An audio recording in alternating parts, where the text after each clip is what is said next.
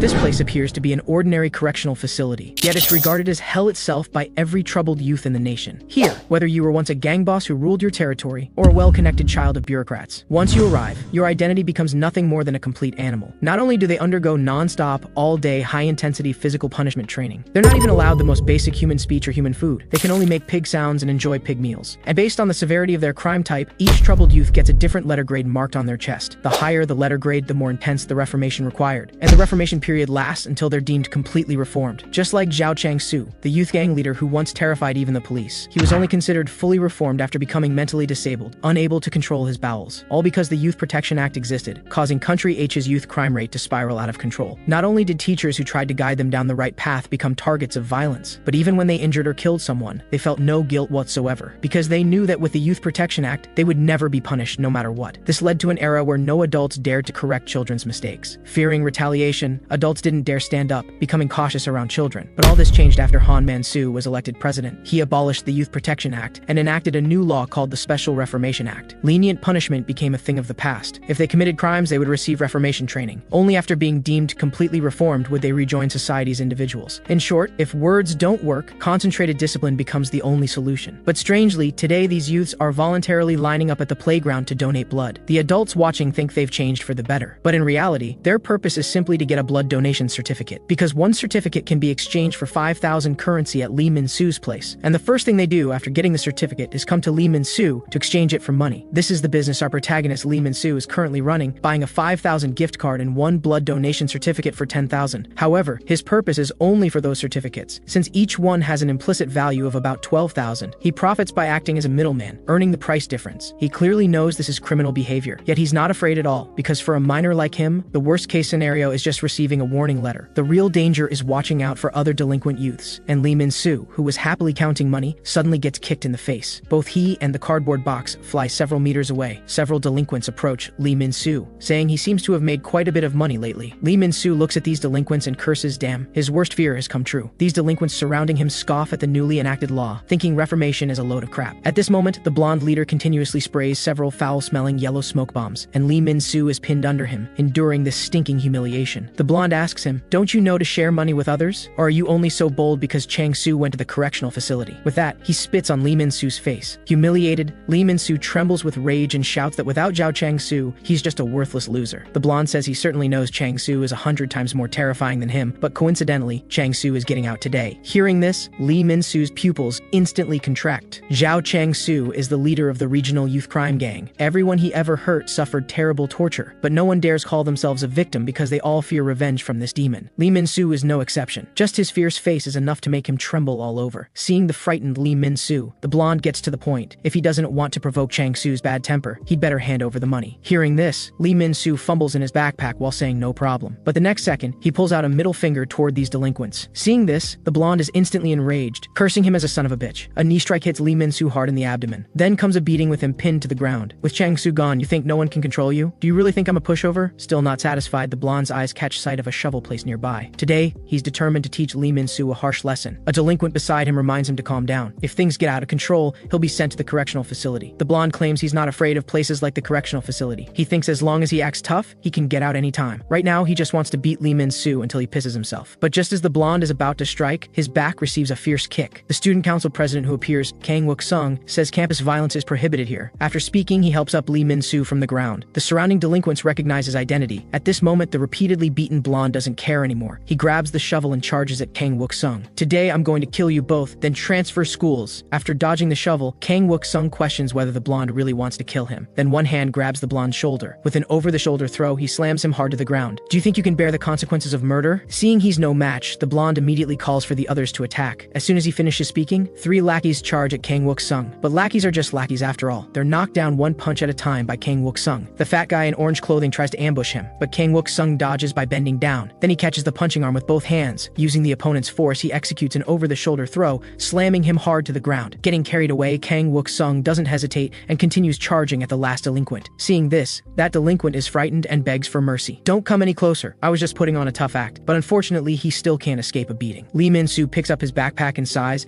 asking Kang Wook-sung if he didn't say campus violence was prohibited. Facing Lee Min-soo's question, he turns to look, then smiles and says he should call him his name at times like this. Lee Min-soo walks forward with his head down, saying he's he's no longer his brother. Stop meddling. Staying by his side will only drag him into trouble. Kang Wook-sung says he's not trouble but his brother. No matter what Lee Min-soo thinks, they'll always be inseparable brothers. Lee Min-soo pauses for a moment, then says, just throw away that watch. If you're adopted by a rich family, you should replace it. Even I feel embarrassed. Kang Wook-sung scratches his head and says he doesn't care. Besides, the watch on his hand needs replacing more. Walking home, Lee Min-soo can't stop thinking about Kang Wook-sung's actions. If today's incident prevents Kang Wook-sung from getting into university, that would be bad. Kang Wook-sung is both student council president and a guaranteed admission student to medical school. His original name was Lee Hyun-soo. He's Lee Min-soo's blood-related older brother. Years ago, he was adopted by a wealthy family, while Lee Min-soo remained at the welfare orphanage. So he thinks his brother shouldn't be involved with him anymore. He should walk his own path, while Lee Min-soo will find his own way to survive. And inside this abandoned clothing donation box is his path to survival. Stored here is all the money he saved during this time, 3.4 million. He still needs 6.6 million to reach his 10 million goal, so he's considering whether to go to other schools for blood donation certificates, since his school's next blood drive isn't for 3 months. As for why he's so obsessed with making money this way, it goes back to when he left the orphanage 2 years ago. Back then, although the government gave him 5 million as assistance, with that money he couldn't even afford a bathroom. And as an underage orphan, it was hard to get hired for work. So even though he knows it's a crime, this is the only way to make money quickly. Just as Lee Min-soo stores the money, he hears a whoa sound. The blonde has somehow appeared behind him. He grabs Lee Min-soo's shoulder and says, "Want me to tell you something interesting? If you're caught, money earned through crime will be confiscated by the government." After saying this, he starts laughing loudly in Lee Min-soo's ear. Lee Min-soo demands to know what he wants, and the blonde tells him he said he would make him piss his pants every time he saw him. Meanwhile, in the noisy classroom where Kang Wook-sung is, the teacher suddenly arrives and tells them to quiet down. He has an announcement to make. Zhao Chang-soo, who went to the correctional facility, has returned. He believes Chang-soo has truly reflected on his behavior and asks the classmates to help him readjust to campus life. After hearing this, the classmates start discussing. Some say, if Chang-soo hears this, the teacher will get beaten. Others say the correctional facility isn't anything special since he got out in 4 weeks. But the next moment scene leaves them stunned. The youth gang leader they remember, the man who did every evil, has now become someone in a wheelchair with a vacant expression, shouting like an idiot that he needs to pee. Right in front of the entire class, a warm stream sprays from his crotch. Only then do the classmates realize this new Special Reformation Act is no longer child's play. Meanwhile, at the welfare orphanage, police pull up caution tape at an alley entrance, surrounded by crowds. A murder case has occurred here. The driver tells Kang Wook-sung they might be late for today's academy party because there seems to be an accident ahead causing traffic congestion. Kang Wook-sung says that place is the orphanage where he used to live. Nothing should happen there. But then he seems to see something. He immediately opens the car door in panic. The watch lying on the ground is his brother Lee Min-soo's. At this moment, a bad sense of crisis surges in his heart. He quickly pushes through the crowd and rushes forward, but the scene before him makes his pupils dilate instantly. Lee Min-soo has now been arrested by police and handcuffed, and according to Article 243 of the Special Reformation Act, he will be sent to the Reformation Correctional Facility for concentrated management. In the juvenile simplified court at the Reformation Correctional Facility, the judge furiously scolds Lee Min-soo as hopeless, showing no sign of reflection. "Don't forget, you're sitting there because of murder charges." Lee Min-soo keeps his head down and insists he didn't kill anyone, but the judge completely ignores him, only taking out a brick with his fingerprints and bloodstains, along with all the crimes he's committed so far. If people killed others because of bullying, stealing money, or disliking someone, there would be countless corpses in this world. The reason he commits crimes is because he can't trust adults. He should learn to ask adults for help. Therefore, under Article 28 of the Reformation Act, a reform detention order is issued. He will go to the correctional facility with this busload of criminal youths. The instructors on the bus, smiling broadly, tell them to quiet down. They're close to their destination. Soon, the bus reaches its destination. These youths have no sense of crisis. Instead, they complain about how they'll sleep in this rundown environment. But as the bus goes deeper, they spot a group of girls with amazing figures. Their hearts immediately begin to flutter. They even start competing to pick from among these girls. The instructor quickly tells them to calm down. This is the girls' Youth Reformation Center. Our building is on the other side. At this moment, Lee Min-soo leans against the window in silence, still recalling the judge's words about trusting adults. But even though he's telling the truth, no one believes him. How can he trust adults? Soon, the bus arrives at the boys' Youth Reformation Center. Initially, these delinquent youths are still very arrogant toward the instructors here, but the next scene leaves their mouths gaping. A group of tattooed, muscular youths are running while crying bitterly, and while running, they're making various animal sounds. This makes the newly arrived, clueless delinquents burst into laughter. At this moment, an instructor seems to notice something. He immediately shouts loudly, "All members, stop exercising!" Then those criminal youths with red letter grades marked on their chests stand at attention in perfect formation, not daring to make the slightest movement. Then the instructor shouts loudly, "Show respect to the director! All personnel Personnel, salute! Then this group raises their arms and salute in unison. The director says expressionlessly, team members stand in formation. Hearing this, Lee Min-soo and the others wonder if they have to do this too. At this moment, the director shows a wicked smile and then says, dog position. As soon as he finishes speaking, the newly arrived criminal youths burst into mocking laughter. This seemingly simple command causes the other criminal youths to collectively slam their heads to the ground. This beast-like mode makes some of the newcomers discuss. Doesn't he know about youth rights laws? At this moment, the director points at them and says, looks like some pests are still disobedient. Then he shouts, piglets! Then pig squeals continuously rise from those criminal youths with their heads to the ground. In 10 minutes, I'll turn those pests into livestock. As soon as he finishes speaking, a newly arrived criminal youth tries to angrily retort. The next second, a fist smashes into his face. Lee Min-soo and the other newcomers' pupils dilate at this scene. Those criminal youths make pig sounds like hungry wolves, slowly approaching them, as if they want to release all their long-accumulated resentment on these newcomers. In no time, most of them have been dealt with. The director says he likes how they are now. So from now on, you're no longer pigs. You've been promoted from pigs to servants. You can speak like normal people. Only then do these criminal youths speak human words for the first time in a while. Answering, understood. Lee Min-soo cunningly lies on the ground and plays dead. The remaining people are either chased by those hungry wolves or run toward the surrounding instructors seeking help. Don't be fooled by the instructors' constant smiles. They hate these social scum and parasites to the bone. So violence becomes their only means. Subtle control of force and strikes avoiding vital areas. Violence not aimed at killing achieves the teaching result. Lee Min-soo sees all of this. After all, no one wants to become a murderer. Neither does he. But at this moment, the director suddenly appears in front of him. Very intense, isn't it, young man? You just arrived and should be bewildered. Yet here you are playing clever tricks. Just as Lee Min-soo is about to apologize, a foot steps on his face. No need to apologize. I like clever, cunning mice. From now on, you're a mouse to keep me entertained. And he orders Lee Min-soo to only make squeaking mouse sounds from now on. With no choice, Lee Min-soo complies. At this moment, two instructors report that everyone has been sorted out. So these newly arrived criminal youths are stripped of their clothes and made to kneel together. And what comes next is their evaluation phase. On the other side, Kang Wook-sung finds Chang-soo's home. He knocks for a long time but gets no response. So he takes out scissors, planning to pick the lock this way. Soon, the door is easily opened by him. He's mastered this lock-picking skill since childhood. When he was young, he and his brother Lee Min-soo often broke into empty houses. Min-soo stood guard in the hallway while he stole anything valuable from inside. In just 5 minutes, they could steal all the valuables from a house. They repeated this burglary behavior for several years until they were caught by police and sent to the orphanage. Only then did this life stop. Since then, Kang Wook-sung never thought he'd do it again. But today, his purpose isn't burglary but to find his brother's whereabouts. And Chang-soo, lying on the bed with his hands tied, is currently the person who knows where the correctional facility is located. Chang-soo lies on the bed crying, saying he's pooped himself again. Looking at this mentally disabled youth before him, Kang Wook-sung can't help wondering what kind of reformation facility could turn him into this. They say you fell from a height and hit your head, but you have no injuries or fractures. I'm afraid there's another reason for your current state, right? But Chang-soo now can't understand his questions at all. He just keeps shouting that he needs to poop. Seeing this, Kang Wook-sung slaps his head. For you, it was only 4 weeks, but I don't know when my brother will get out. So hurry up and answer my questions. Kang Wook-sung is extremely anxious now, because the evil Chang-soo became like this in just 4 weeks. He doesn't dare imagine what condition his brother will be in when he gets out. But Chang-soo is now just a mentally disabled fool. He won't give any response at all, only feeling pain and repeatedly saying he was wrong. Stop hitting him. Kang Wook-sung realizes this guy really has become mentally disabled. Continuing to question him is just wasting time. But at this moment, he suddenly discovers something on Chang-soo. This discovery is a letter grade marked on Chang-soo's chest. And this marking is the letter that every criminal youth gets marked with after entering the correctional facility. The director gives this evaluation based on the severity of each youth's case. The director scans the group and finds this batch is just boring minor characters. But suddenly he discovers someone different. That's Lee Min-soo. He excitedly stands up and shouts, I knew my eyes wouldn't deceive me. Congratulations, Mouse Lee Min-soo. You're more violent than you look. I didn't expect the only grade A in this batch to be you. During your training period, you'll have a particularly pleasant time.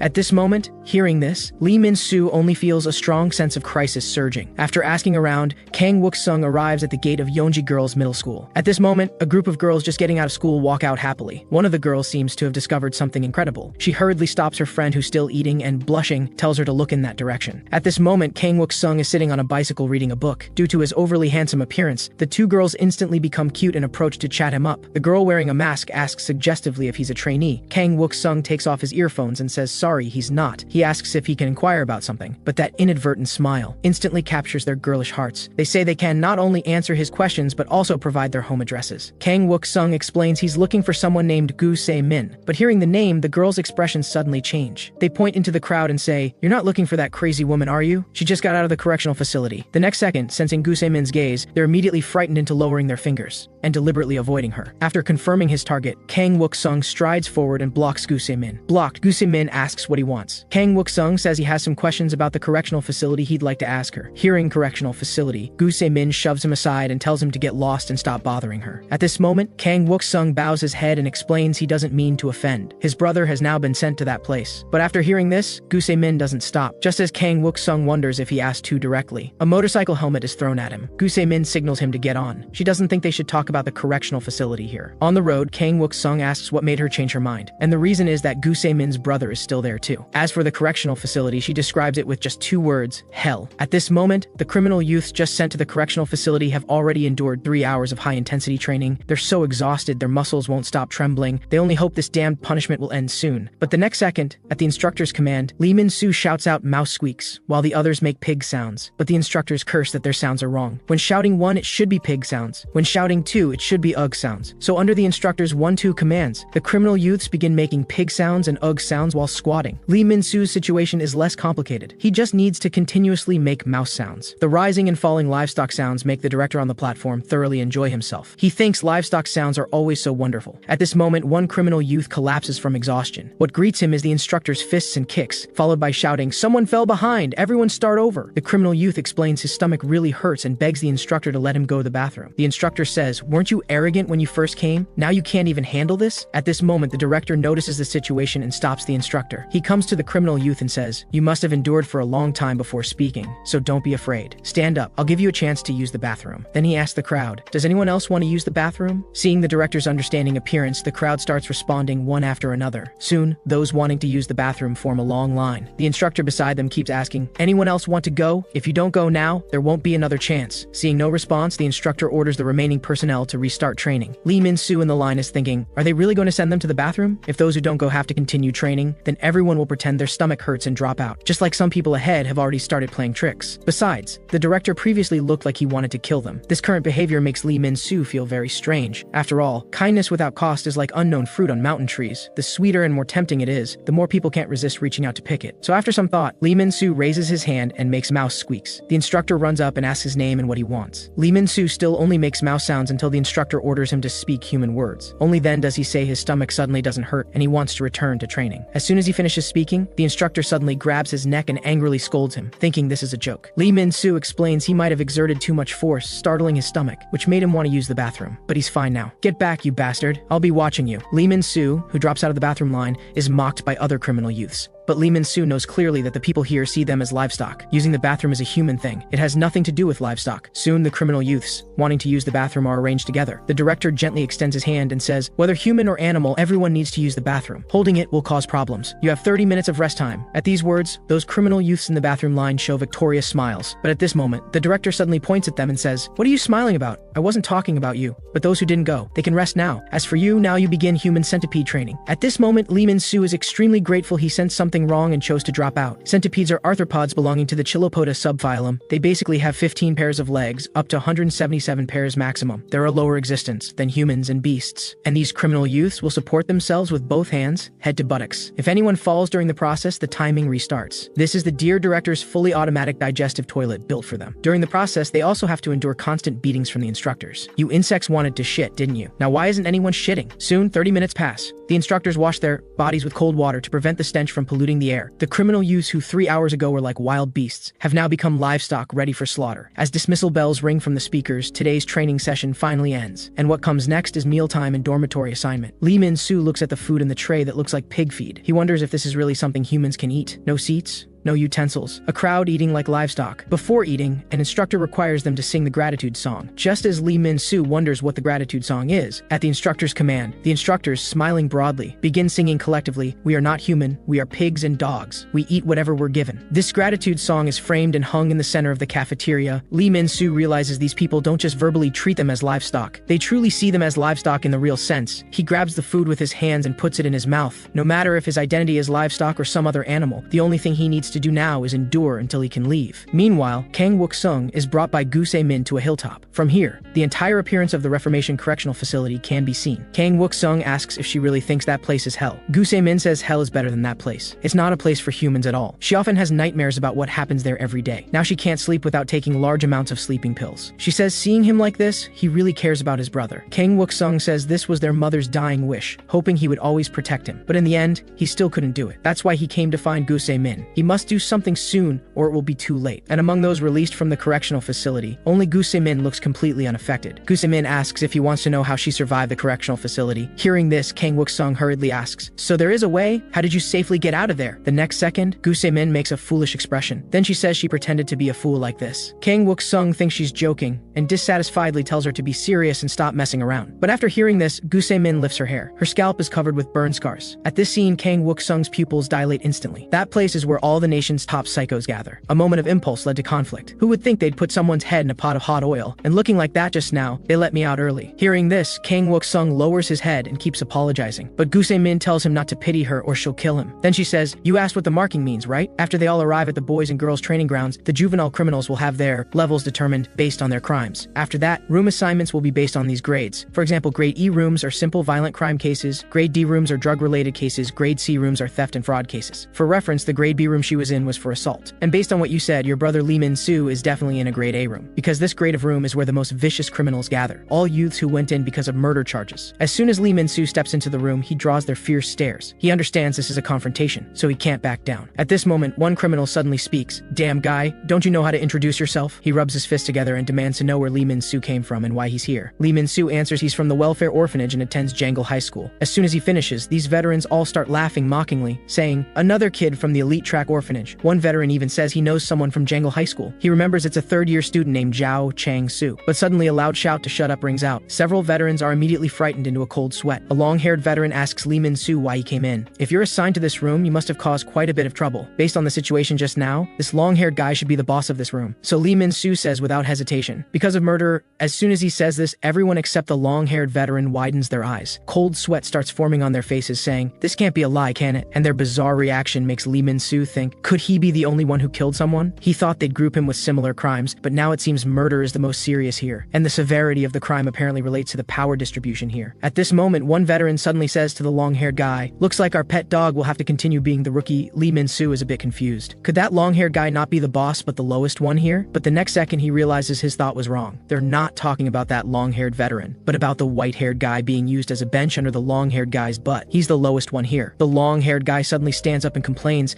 "Sitting like this is really uncomfortable." After hearing this, the white-haired guy who just spoke human words to apologize gets beaten by a veteran, accusing him of speaking human words again. Helplessly, the white-haired guy can only make mouse-like squeaks. This scene is exactly the same as Lee Min-soo's previous experience. The weak are bullied whether outside or inside. So at this moment, Lee Min-soo secretly makes up his mind. If they think they can order him around, he'd rather accept being treated as a murderer. At 7 in the evening, it's their reflection time. The criminal kids at the correctional facility must write 10 self-reflection essays every day, but Lee Min-soo doesn't know what to write. After all, that blonde who bullied him wasn't killed by him. Suddenly, a wad of paper lands on Lee Min-soo's desk. Two veterans are using the reflection paper to play a baseball game. Lee Min-soo curiously asks if they're not writing reflection essays. That veteran says, "Why bother with that crap? Our pet dog will write them all for us anyway." And he tells Lee Min-soo not to write either. Just give it all to the pet dog. But at this moment, the white-haired guy clutches his crotch and makes 2 barking sounds. Only after getting the veteran's permission does he speak human words to say he needs to use the bathroom. The 2 veterans don't make it difficult. They agree to this request. But just as the white-haired guy is about to relieve himself, one veteran kicks him in the butt. He says the white-haired guy is just a dog now, not a person, so he should pee like a dog. Under the supervision of the 2 veterans, the white-haired guy has no choice but to comply. 8 in the evening is shower time. Everyone has 3 minutes to shower using only soap and water, and what Lee Min-soo can't stand is that one small bar of soap is shared among 50 people. 9 in the evening is the instructor's inspection and roll call time. The veterans and Lee Min-soo count off from 1 to 5 in order. But when it's the white-haired guy's turn, he shockingly makes a barking sound. Without thinking, this is clearly a threat from these veterans. If he doesn't comply, he'll get beaten after the inspection ends. And if he does comply, he'll get beaten by the instructors. Whichever choice the white-haired guy makes, he can't avoid a beating. But the white-haired guy can tell a short beating is more humane than prolonged torture after the inspection. 10 in the evening, lights out and sleep, ending the day. At this moment, Lee Min-soo's heart is filled with mixed emotions, unable to sleep, because the white-haired guy sleeping next to him is crying intermittently. A senior inmate just complains, "Why are you crying like a human?" White hair immediately covers his mouth, sobbing while making squeaking sounds. Living in the correctional facility, they must wake up early. 5:30 in the morning is time for cleaning and roll call inspection. At 6 o'clock, after roll call, staff members arrive to deliver breakfast. At the table, Lee Min-soo asks curiously, "Why don't we eat in the cafeteria?" The bald senior inmate tells him, "It's because there's outdoor training this afternoon. So today they're eating indoors." This time, the instructors even humanely prepared spoons for them. Min-soo continues, "Where did the pet dog go during mealtime?" Hearing this, the senior inmates all look down beneath the table. That's when Min-soo suddenly realizes this inexplicably appearing table is actually White Hair serving as one. Min-soo says when he's working, he should at least get some food. The bald senior tells him not to worry. They'll care for Bobby like friends. The tattooed senior chimes in, that's right. Where else can you find friends who'll personally feed him? With that, they dump their leftover food together and stir it up. A delicious dog food meal made by good friends appears. This is Bobby's special meal. The White Hair is deeply repulsed inside. He has no choice but to get down and eat like a dog, fearing a beating. But just then,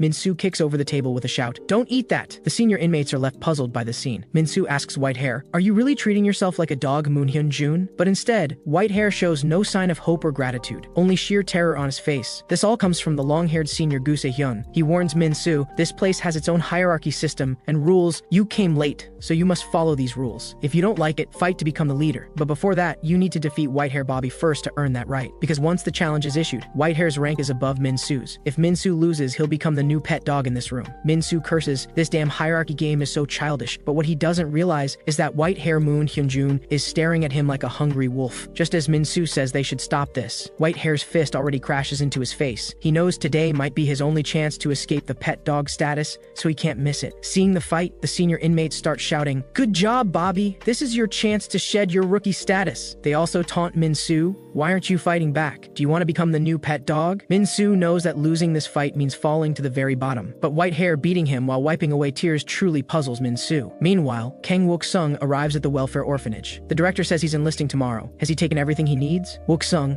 holding a penguin doll, says everything's packed. "These are treasures to me and Min-soo," the director says. Those two brothers were the biggest troublemakers in the orphanage, especially Wook-sung, always fighting other kids. The children were so scared they didn't dare come near the orphanage. Wook-sung explains that she misunderstood. "Though I did fight with the kids often, they weren't afraid of me. They feared Min-soo. He's the real terrifying madman. Once he snaps, no one can stop him." Right now, White Hair cries "I'm sorry" while his fists and feet show no mercy. He has only one goal in mind. He no longer wants to be Bobby like before. Min-soo gets beaten down, holding his head with both hands on the ground. The bald senior, who was previously afraid after hearing Min-soo was a murderer, now shows his true colors, seemingly convinced Min-soo has already become Bobby. Not satisfied with just beating him, he taunts verbally, "This is why your parents abandoned you, you trash loser, new Bobby." But the moment he finishes speaking, his head receives a violent punch. As if a keyword was triggered, Min-soo completely transforms. With just one punch, he knocks the bald senior unconscious. This scene leaves everyone else stunned, especially White Hair Moon-hyun-jun, who stands frozen in place. Just as Wook-sung said, he's the one who's truly terrifying.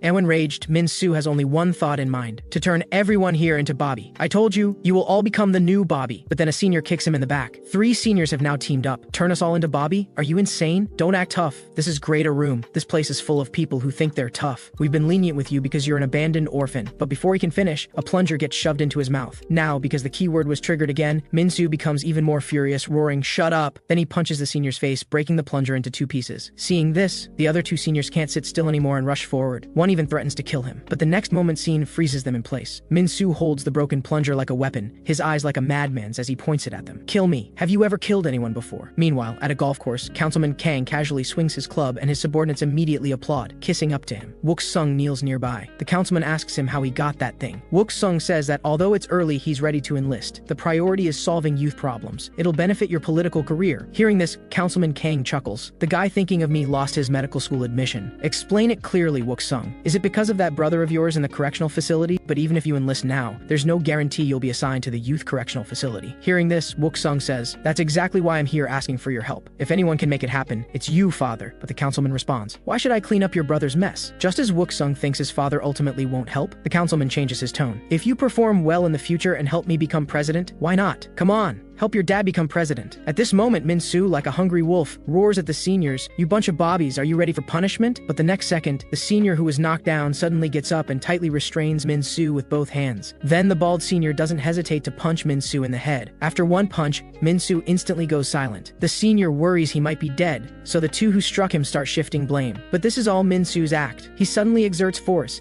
headbutting the chin of the senior, restraining him, then immediately kicks the bald senior in the crotch. In just an instant, Min-soo completely turns turns the tables. Then Gu Se-hyun walks toward him. Your trigger word must be mother, or is it abandoned that makes you angry? How heartbreaking. Does your mother know that the son she abandoned became a murderer? The moment he finishes, Min-soo stabs at him with the sharp plunger handle, but Se-hyun easily catches it with one hand. Min-soo snarls, apologize now, unless you want to lose your eyes. Se-hyun asks in confusion, why should I apologize? For your mother abandoning you, or for you committing murder? Enough, let's stop here. With that, Se-hyun releases his grip. He shouts, it wasn't me, he started it, then turns around and assumes a hands-on-head position. Min-soo still doesn't understand what he's talking about when he turns his head to see 3 guards with batons rushing at him. You maggot, causing trouble right after arriving. The other senior inmates already have their hands on their heads all against the wall. What awaits Min-soo is a fierce beating with batons. Se-hyun reports, Lee Min-soo attacked people in the room with a weapon. Someone got injured in the process. I'll write the details in a report and submit it to you. The instructor asks them, did you do nothing? Did he cause all this himself? Everyone answers in unison, that's right. After thinking, even pet dog Whitehair replies, yes. Then Min-soo is dragged to the door like a dead dog by the instructor. What awaits him will be 15 days of solitary confinement. The solitary room is also called the punishment room, a place to isolate troublemakers for a period of time. Days spent here don't count toward total detention time. This means Min-soo has extended his own detention period. Not only is he monitored 24 hours a day, but he must also maintain a kneeling position until sleep. Even worse, his hands and feet are restrained. He can only eat like an animal, using his mouth. Only when using the toilet are the restraints removed. But there's another terrible problem, no toilet paper. He can only use the water faucet behind him to clean himself. After 7 o'clock, there's also reflection time. Even in solitary confinement, he must write a reflection letter. This time, Min-soo writes twice as much as before, but everything he writes is about the characteristics of the senior inmates in the room. He believes everyone here is problematic, but the biggest problem lies with the long-haired Gu Se-hyun. No matter what, he must take down this bastard. Unknowingly, Min-soo falls asleep. He dreams of things that happened when he was a child. He and Wook-sung stand in front of a house engulfed in flames. Then he suddenly wakes up with tears streaming down his face. Min-soo bangs his head on the ground, cursing, damn it, perhaps this environment keeps bringing those terrible memories into his dreams. This makes Min-soo afraid to fall back asleep because he fears having the same nightmare again. Soon the 15 days end. Min-soo returns to the designated room. He faces the senior inmates with fierce eyes about to explode, but unexpectedly, the seniors apologize with smiles. We're sorry. We went too far before. Bobby has decided not to play Bobby anymore. From now on, let's get along. Seeing this, Min-soo thinks they've genuinely reformed. But just as he's about to accept their apology, the next second, Min-soo's head receives a kick. Se-hyun, who struck, taunts, were you looking for me, mama's boy? 2 seniors follow immediately, restraining Min-soo's limbs. They stuff a stinking sock into his mouth so he can't make sounds to alert the instructors. Step by step, they carry Min-soo toward the toilet. Se-hyun says, I'm glad you missed me so much, but unfortunately, there's someone even more eager to see you. With that, the bald senior slowly removes his clothing and keeps approaching Min-soo in the toilet. Just as Min-soo thinks he's about to be violated, a shout of enough instantly stops the senior's actions. Se-hyun looks at the arriving guard. You look like a new guard, but don't meddle. We're doing this with permission. No one's permission matters. Your punishment will be dealt with later. The guard slowly approaches and extends his hand to Min-soo. Min-soo looks up and freezes the moment he sees who it is. Kang Wook-sung suddenly appears as a guard. He extends his hand to Min-soo, already having calculated a plan. As long as Min-soo follows it, he'll soon regain his freedom. But right now, Min-soo bypasses him and delivers a heavy punch straight to the bald senior's jaw. What were you trying to do taking off your pants just now? Min-soo also knows the real culprit isn't the bald guy, but the room boss Gu Se-hyun standing before him. So without hesitation, he assumes a fighting stance and challenges Se-hyun. Meanwhile, the other 3 seniors surround Wook-sung. They size him up. You look too young to be a guard, but either way, every room has its own rules, and these rules are permitted. Or will you follow this room's rules too? Wook-sung responds, you mean the fighting rules? Then I guess I need to follow the rules too. Hearing this, the seniors show smug smiles. Then don't go back on your word and use your guard status to settle scores later. Wook-sung smiles slightly, indicating he's always a man of his word. On the other side, Min-soo, no matter how he swings his fists, he can't touch Se-hyun at all. Se-hyun mocks him. You don't even have the strength to stand steady, yet you're shouting. Taking this opportunity, he turns to check on the situation with the others. He discovers that in just that instant, Wook-sung has subdued everyone. The seniors didn't even have a chance to fight back. Just as he wonders what's happening, Min-soo's attack arrives quietly. Distracted, his chin receives a fierce blow from Min-soo. Then Min-soo shouts triumphantly, you're fighting me, please don't look around. Having taken that hit, Se-hyun's veins bulge slightly on his forehead. He thought that by holding back before, Min-soo would know when to stop, but now, he decides to personally teach this guy a harsh lesson to make him understand what a real power gap is. Do you know why Bobby became Bobby? The unyielding Min-soo stands up again and kicks at him, shouting, what Bobby? I don't care! Bobby was once the room boss here, just like you, not knowing your place and acting recklessly, getting beaten one-sidedly. Min-soo clearly understands the gap between them, but he believes he absolutely cannot lose so easily, so he swings his fist again. In this room, you're the most pathetic bastard. But what greets him is a fierce strike. After this blow, the room falls completely silent. Min-soo feels all the strength drained from his body, his consciousness foggy. Yet he's still thinking, damn it, I got beaten by that bastard who insulted my mother. Besides that one sneak kick, he couldn't even land a single hit. More importantly, every time he gets beaten, Wook-sung is present. Wook-sung asks Min-soo, "How do you feel? Still alive?" But Min-soo simply closes his eyes and passes out. Wook-sung looks at him and sighs helplessly. Then he hoists Min-soo entirely onto his shoulder. Sehyeon watches them preparing to leave and asks where he's taking Min-soo. He needs to learn his lesson. Wook-sung responds, of course, to solitary confinement. He disrupted order and must be punished, but Sehyeon says at this moment, "You performed well just now. How about a fight with me?" Wook-sung says if he doesn't want to be punished, he should take back those words. Also, please don't fight. That's what your sister said. Hearing this, Sehyeon freezes in place. When Min-soo wakes up again, he finds himself back in the solitary room. He resentfully decides in his heart that next time he returns to the room, he'll definitely shave off all of Sehyeon's hair. Later, feeling sharp pain in his stomach, he squats over the toilet. After relieving himself, he discovers the faucet won't produce water. This means his hands won't be able to be washed after wiping. But then he notices toilet paper placed nearby. He feels strange. This time in solitary,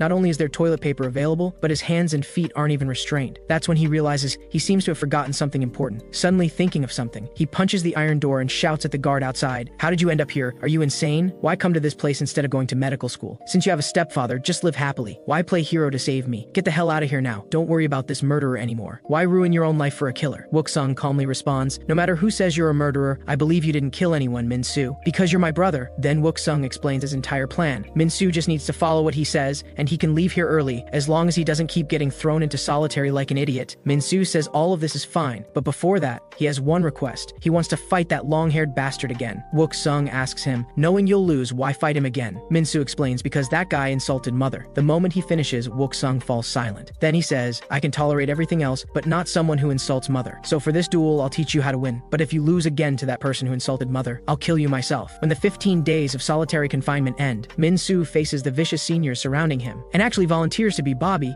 getting down on the ground like a pet dog. This is the first strategy they discussed during those 15 days. Endure and submit to wait for an opportunity to strike back. Just like that, Min-soo becomes the second Bobby in the room. His back is used by the seniors as a game board for playing Gomoku. But after just an hour, Min-soo can't take it anymore. He angrily stands up suddenly and roars, startling two seniors. The seniors glare at him viciously. "Changed your mind about being Bobby now? Want us to re-establish the hierarchy for you?" Hearing this, Min-soo's veins bulge all over. He really wants to beat up this guy in front of him, but he promised Wook-sung to endure for 5 days. After 5 days, even if the superintendent interferes, Wook-sung will handle everything in this room and set up the stage for Min-soo's revenge. Right now, all he needs to do is keep enduring. Thinking this, Min-soo props himself up using his clean abdomen as the board and telling them to start a new game. On day 2, he's learned to clean like a spider. On day 3, he and white-hair Bobby are responsible for the seniors' reflection essays together. By day 4, he can not only urinate like a pet dog, but also eat the special meal prepared by the seniors while calling out "so delicious." Min-soo knows that if he just endures today, it'll all be over. But the inhumane mixed food still makes him vomit in the toilet. White-hair kindly says, "If you throw it all up, you'll be too weak." He smiles and hands Min-soo a candy, telling him not to tell others or they'll both get beaten. "Let's just do our best being Bobby here. Don't think about anything else." For a moment, Min-soo doesn't know how to handle this sudden kindness. But his time as Bobby is only until today. But often, accidents happen at moments like these. During outdoor group activities, the seniors are playing a frisbee catching game with the two Bobbies, Min-soo and White-hair. But while chasing the frisbee, White-hair accidentally bumps into members of the kitchen crew. The ones who were bumped glare fiercely at White-hair. "What's going on? Want to fight us?" White-hair trembles and asks, "Want to play frisbee together?" Meanwhile, Sehyeon is lying leisurely on the ground, wondering how Wook-sung knows his sister. But suddenly a shout interrupts his thoughts. 3 kitchen crew seniors question him. "Is this dog on the ground yours? You idiot, can't even watch your own dog. Was it intentional? Want to start a war with our kitchen crew?" Seeing their room member getting beaten, the seniors immediately roll up their sleeves, demanding an immediate apology. "If you want war, bring it on. We're not afraid." But then Sehyeon says, "Forget it. Don't make this bigger. Let's handle it rationally. No need to escalate." Hearing this, the kitchen crew's senior chuckles, then delivers a heavy kick to White-hair's head. "Your rationality really pisses me off." Seeing this, the seniors collectively turn their heads and pretend not to see. They think going to war with the kitchen crew over one Bobby really isn't worth it. Min-soo asks them, "Don't the guards care about these things?" The seniors say, "The guards don't care about these small fights. They usually let us solve it ourselves." Hearing this, Min-soo's face darkens as he stands frozen. His heart is making a choice. On one side is the candy White-hair kindly gave him that day. On the other is his promise with Wook-sung about the plan. In the end, he chooses to turn away coldly. The kitchen crew senior beats White-hair while taunting them loudly. "Your pet dog feels great to beat. Can I borrow him for a few days to have some fun?" The moment he finishes, a frisbee slams hard into his face. The kitchen crew senior falls instantly, unable to react. The seniors turn back to see who threw it and are all stunned. And that person is Min-soo, who chose kindness. "You bunch of thugs came here after causing enough trouble outside, huh? So you want to continue the crap you did outside here? Right. Here you're just a bunch of livestock. Livestock with no dignity or pride. That's why you pick on the weaker ones." Just as Min-soo is about to pull White-hair up, Sehyeon walks over at this moment. "I said don't interfere. Can't you understand human speech?" At the same time, the red-haired kitchen crew senior comes over and grabs Sehyeon's shoulder. anger. What's your meaning? Should I go tell our boss you're declaring war on us? Go ahead and declare war. But before that, I need to handle our internal matter first. Hearing there's going to be a fight,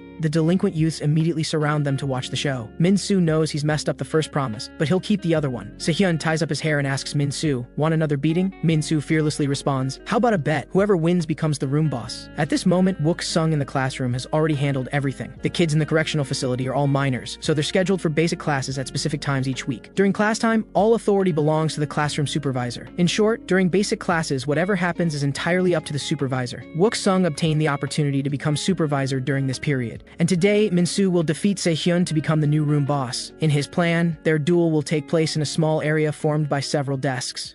Wook-sung checks his watch, puzzled. The time has come. Why haven't the main characters arrived yet? Then commotion outside catches his attention. He looks closely and discovers the duel between the two has already begun. Seeing this scene, Wook-sung sighs helplessly. Then he steps onto the windowsill and shouts down, "Min-soo, you're such a bastard!" Though during the 15 days in solitary, Wook-sung repeatedly taught Min-soo the same combo technique every day. First step, hook. Second step, liver punch. Third step, uppercut. Fourth step, mid-level kick. Front kick plus roundhouse kick. Then follow with a leg sweep. Finish with a straight punch. But Wook-sung knows this alone isn't enough to defeat Seo-hyun, though Seo-hyun has such strength without training. In Wook-sung's view, his techniques are flashy but lacking substance, with no coherent flow between moves. As long as Min-soo masters this combo technique in 15 days, and fights in the special battlefield classroom he arranged, with many corners to trap him, using the environment to force him into a corner. Once Min-soo achieves this, his combo will definitely hit Seo-hyun and defeat him. But now Min-soo has completely disrupted the entire plan. Wook-sung rushes downstairs at this moment, thinking his brother is as disobedient as always. When he arrives,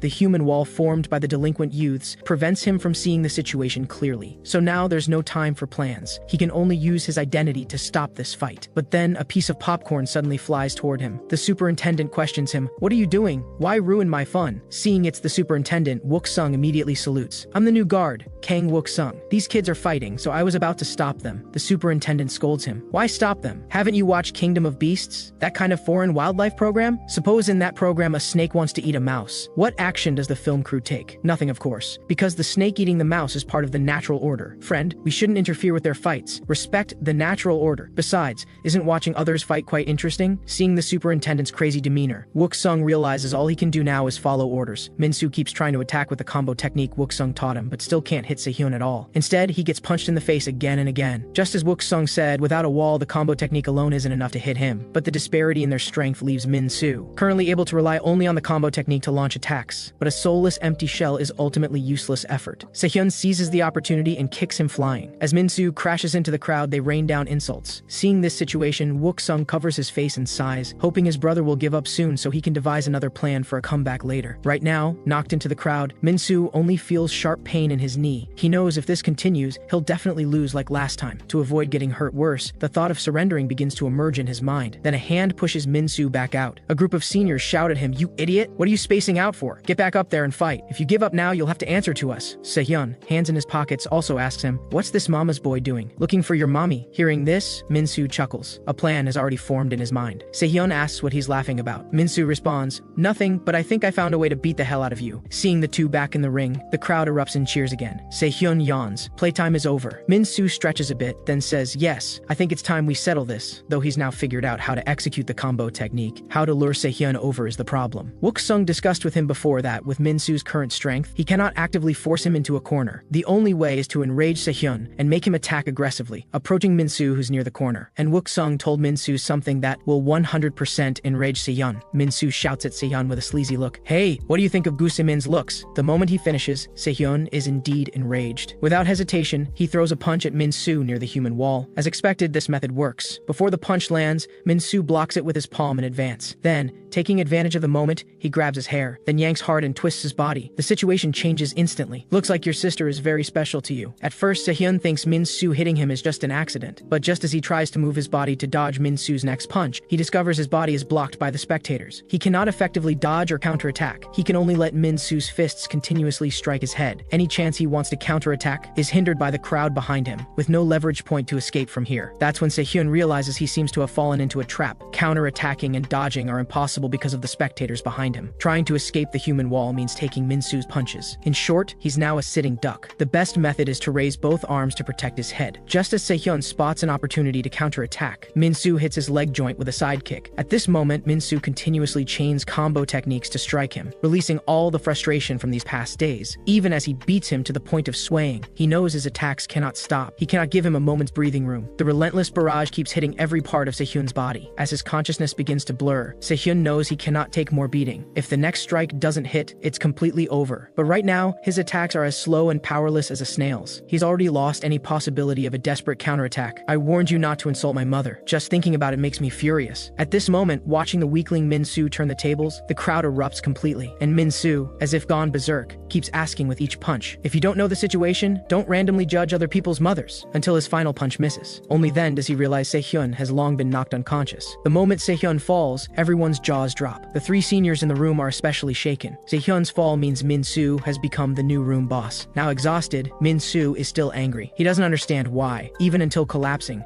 Sehyun wouldn't apologize for insulting his mother. But suddenly, the watching delinquent youths collectively move, clearing a path. The superintendent leads a group of guards toward him. I thought you couldn't win. Didn't expect you actually did. Looks like the animal kingdom is quite interesting. The mouse actually beat the snake. Just as the panting Min-soo still doesn't understand what he's saying, the superintendent suddenly leans close to his ear. A mouse is indeed a mouse. Even when fighting, so good at playing tricks. Hearing this, Min-soo only dares to respond with squeaking sounds. At this moment, Wook-sung picks up Sehyun and asks the superintendent what to do. The superintendent says, just throw him in solitary or something. Hearing the order, Wook-sung decisively begins to act. Passing by Min-soo, he complains, this kid is so disobedient. Who does he take after? Min-soo responds with a smile. Maybe he takes after his brother. Though the plan had an accident, fortunately it's completed without real danger. Now it's time to enter phase 2 of the plan. A day later, in an art studio, Gu Se-min asks, so my brother ended up in solitary? Wook-sung says apologetically, I'm sorry things got out of control. This wasn't part of the plan. But Se-min tells him not to move, because right now, Wook-sung is serving as her human model for painting. Wook-sung asks how much longer. This pose is too hard to maintain. Se-min says she's finished. Maybe this piece will get me into art school as the top student. But when Wook-sung looks at it, his face fills with anger. What the hell does this have to do with art? And she painted me. After some chat, Se-min reminds Wook-sung that his brother might be in trouble, because Min-soo offended the kitchen crew. She was a member of the girls' section kitchen crew when she was in the facility, so they occasionally interacted with the boys' section kitchen crew. From what she remembers, the boys' section kitchen crew is a very tight-knit group. If you offend one of them, they'll keep coming after you one by one to cause trouble. And there's one person who needs special attention. Kitchen crew boss Jang Do-bo. At this moment, Min-soo, who's gone up for food, happens to encounter him. He pours side dishes onto Min-soo's plate, saying, give him a little more, but soon the liquid from the side dishes fills the entire tray. Min-soo says with dissatisfaction, this is a bit too much, but Jang Do-bo responds, that's normal. After all, you offended our kitchen crew. Now, facing kitchen crew leader Jang Do-bo's provocative retaliation, Lee Min-soo chooses to play dumb. He points at himself, looking utterly confused, asking if Jang is really sure it's him. Hearing this, an embarrassed Jang Do-bo asks if he's Lee Min-soo. Min-soo admits that's his name, but suggests it could be someone else with the same name. After all, it's a pretty common name. Realizing he might have made a mistake, Jang Do-bo turns and tells his underlings to verify before reporting back. But his lackey points at Min-soo and shouts that it's definitely him. But Min-soo has already bolted out of the cafeteria. As he runs, he congratulates himself for being clever enough to dodge a bullet. Meanwhile, a summit meeting of Country H's top leaders is taking place. 3 representatives from different political parties meet with President Han Man-soo. They're meant to set aside partisan conflicts and focus on providing practical advice for the public good. Kang Wook-sung's stepfather is one of these representatives. President Han Man-soo says to Councilman Kang, it's been a long time. We were opponents during the presidential campaign, but now, for the sake of the country, you should work well as my subordinate. With that, he slaps Councilman Kang on the butt. Camera flashes from the reporters in front capture this iconic moment. Councilman Kang freezes. This guy just slapped his butt, and right in front of the entire nation. This instantly enrages Councilman Kang. His fist slams directly into Han Man-soo's face. Unfortunately, this is only after the summit, venting his frustration on a punching bag with Han Man-soo's photo on it. After venting, he angrily says to the person behind him, your father is suffering this humiliation. What do you think about it? That person is Kang Wook-sung. Wook-sung says bringing down President Han Man-soo is easier than he imagined. All we need to do is destroy his political foundation, the Youth Rehabilitation Center, also known as the Reformation Correctional Facility. Councilman Kang says, isn't that exactly why I sent you there? How far have you gotten? Wook-sung says, based on all the terrible things I've witnessed at the facility during this time, it's clear that place is nothing like the institution the president convinced the public to support. They force kids to use violence on each other. All forms of abuse run rampant. They deliberately ignore fights between kids for their own entertainment. The truth is, that place isn't meant to reform troubled youth at all. It's a living hell built under that pretense. Hearing this, Councilman Kang claps happily. So this correctional facility is Han Man-soo's weakness. Wook-sung confirms, that's right. Just leaking what I've described to the media would be enough to bring down Han Man-soo, but his stepfather says he's being too hasty. This alone isn't nearly enough. These youths are are criminals after all. Don't victims want them to suffer a bit? Besides, Han Man-soo could simply promise to improve human rights issues in the future and resolve this exposure. So you need to dig up something much more explosive. Today, the correctional facility has arranged crab punishment for this group of juvenile criminals. Everyone must contort their bodies like crabs, heads toward their butts. This is one of the superintendent's pleasures for the day. Min-soo folds his body, trembling all over, cursing internally. Damn it, when will this end? He's almost at his limit. Suddenly, a guard walks up beside him. His nerves immediately tense up as he shouts, "Crab, crab!" But when he sees who the guard is, he feels a wave of relief, because this guard is Wook-sung. After walking up to him, Wook-sung shouts for him to come out for individual training. Hearing this, Min-soo is overjoyed, thinking Wook-sung is giving him special treatment. But what awaits him is a different kind of crab position training, supporting himself on his stomach with all limbs raised upward. Wook-sung apologetically explains that if he goes easy on him, it might cause resentment from others and suspicion from the superintendent. Hearing this, Min-soo accuses him of making things worse. Wook-sung says he brought him out for individual training to explain the second phase of the plan. This youth rehabilitation center uses a reward and punishment point system. Completing specific tasks they set earns you reward points, while violating rules gets points deducted. Accumulate 100 reward points, and you qualify for parole review. Conversely, the more points you lose, the further your review date gets pushed back. Your current score is -50, 2 solitary confinements, and 1 mass brawl. You've never earned even a single reward point. Min-soo asks how he can earn points. Hearing this, Wook-sung pulls out an application form. Right now, the fastest way for you to earn lots of points is to voluntarily apply to become a kitchen crew helper. But Min-soo knows he's already provoked a kitchen crew leader. Going to become their helper now would be like walking into a lion's den. So he rolls around on the ground, saying he'd rather stay here forever than go to the kitchen crew. Those people will kill me. Hearing this, Wook-sung sighs. Alright, I'll find another way besides joining the kitchen crew. An afternoon of intense training leaves Min-soo completely exhausted. But just as he's about to fall asleep, he's disturbed by buzzing sounds around him. He slaps the table hard, demanding whether that person really needs to make such annoying mouth noises. The source of the sound is the 3 senior inmates on cleaning duty. White hair has also escaped his Bobby status after Min-soo became the room boss. A senior inmate explains that making sounds helps him work more efficiently, and tells Min-soo to just sit. Cleaning will be done soon. Min-soo rests his chin on his hand, thinking this way of earning points still won't work. After all, cleaning one classroom only earns 1 point. Getting to 100 would take forever and a day. Just then, 2 guards suddenly open the classroom door, asking if he's done cleaning. Min-soo answers that it'll be done soon. Hearing this, the guard tells him to go alone to the next location because someone has applied for additional volunteer work on his behalf. Hearing this, Min-soo thinks Wook-sung has found another method for him. He happily salutes the guard, but when he arrives at the location, he can't feel happy at all because he's been assigned to the kitchen crew unit. At this moment, Min-soo feels utterly bitter inside. Didn't they agree not to assign him to the kitchen crew? Jang Do-bo once dreamed of becoming Country H's top chef. His right hand, through training, can not only skillfully wield a 3-kilogram cast iron pan, but also effortlessly toss 2 kilograms of ingredients. His left hand is specifically for delicate operations. Criticizing his cooking is equivalent to insulting Jang Do-bo himself.